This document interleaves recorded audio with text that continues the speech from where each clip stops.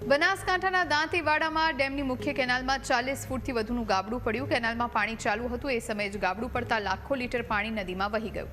દર વર્ષે કરોડો રૂપિયાના ખર્ચે કેનાલનું ઇન્સ્પેક્શન કરવામાં આવે છે, ત્યારે આટલી મોટી ક્ષતિ સામે આવતા તંત્રની કામગીરી સામે સવાલ ઉઠ્યા। ગાબડાને પગલે સુરક્ષાના કારણોસર કેનાલની આસપાસ લોકોની અવરજવર પર પ્રતિબંધ મુકાયો।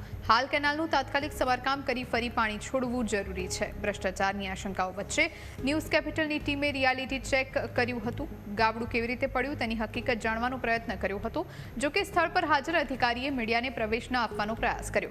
મીડિયા કવરેજ રોકવા માટે પોલીસને પણ બોલાવવામાં આવી। આ બધી બાબતો કેનાલની હાલત અને કામગીરી અંગે અનેક સવાલો ઊભા કરી રહી છે। આજે દાંતીવાડા ડેમની બેદરકારી સામે આવી છે। જે લહેર છે આ મુખ્ય લહેર છે અને લહેરમાં જે ખેડૂતોને પાણી છોડવામાં આવે છે અને અત્યારે લહેરમાં મોટું ગાબડું પડવાથી મોટી ઘટના સર્જાઈ છે।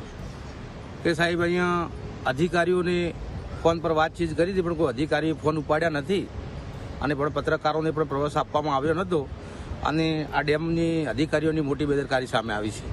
આ ડેમ ગાબડું કેટલા ફૂટનું હશે? ગાબડું તો સાહેબ જે આ ટેરબા આવે ને ટેરબા 100 ટેરબા અહીંયા નાખો ને તો ગાબડું બુરાય એવું નથી। અને દાંતીવાડા ડેમના ઘર નાળાથી 15 થી 20 મીટર દૂર ગાબડું આ લહેરમાં મોટું જોવા મળે છે। એક બારી ખોલવાની સૂચના મળી હતી કે એક બારી ખોલવાની છે, પણ આ જે ડેમમાં ગાબડું પડ્યું ને એ મીડિયાના માધ્યમથી મને જાણવા મળ્યું। હું દોડીને તરત જ તમારો જેવો ફોન આવ્યો અને આટલી બેદરકારી ડેમવાળાને રાખવી ના જોઈએ। નદીના કોઠે જેટલું ગામ રહેશે ને પહેલું જ ગામ મારું આવે છે। બસ આવી તકલીફ હતી તો અમને સૂચના આલી હોત તો અમે અમારા ગામને યોગ્ય જગ્યાએ સ્થળાંતર કરી કે આ તો કદાચ કુદરતી બનાવ કોઈ બન્યો નથી, કાલે બનાવ બની જાય તો તંત્રની ઘોર બેદરકારી છે। બનાસકાંઠા જિલ્લાના દાંતીવાડા તાલુકાનો જે મુખ્ય દાંતીવાડા ડેમ છે તેમાં અત્યારે 40 મીટર કરતાં પણ વધુનું જે ગાબડું પડવામાં આવ્યું છે, એટલે કે જે મુખ્ય કેનાલ છે મુખ્ય કેનાલમાં 40 મીટર કરતાં પણ વધુનું જે ગાબડું છે તે અત્યારે જે રીતે આપ ન્યૂઝ કેપિટલના દ્રશ્યમાં જોઈ શકો છો, કેમેરામાં જોઈ શકો છો, અત્યારે ન્યૂઝ કેપિટલની ટીમ છે તે આ સ્થળ ઉપર પહોંચી છે। એક્સક્લુઝિવ દ્રશ્યો છે આપ જોઈ શકો છો।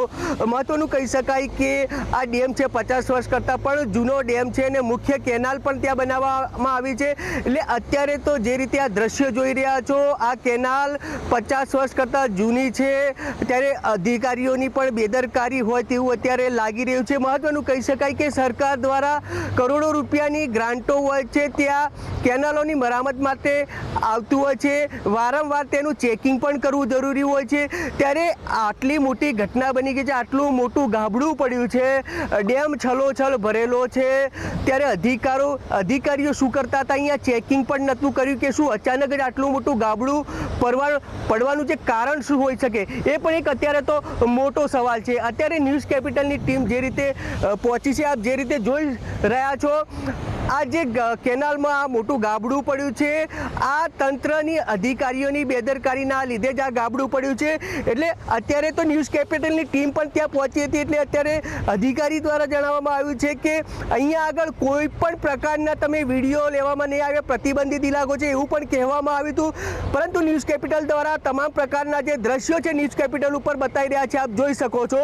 અત્યારે તો તમામ પ્રકારનું જે રીતે આ કેનાલનું જે ગાબડું પડ્યું છે ત્યારે જે રીતે કામ છે તે કામ શરૂ કરવામાં આવ્યું છે।